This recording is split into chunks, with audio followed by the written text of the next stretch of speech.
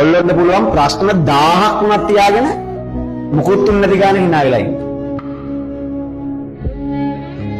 කෙල්ලොන්ට වඩා කොල්ලොන්ට පුළුවන් ඒ දෙක කරන්න. සාමාන්‍ය මලගෙවල් වල එහෙම වැඩිපුරම අඬන්නේ කවුද?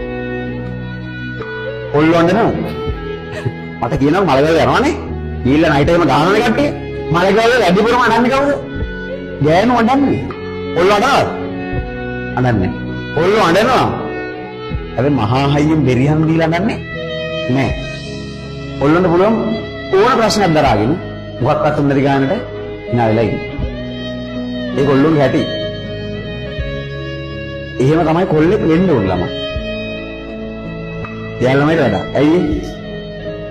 මම හැමදෙස්සම කියන්නේ ජීවිතේ ප්‍රශ්න වැඩිපුර වෙන්නේ කාටද? වගකීම් පාර දෙන්නේ. කොල්ලොන්ට. බලනකො ඉස්සරහට එන ප්‍රශ්න කන්න උනේ.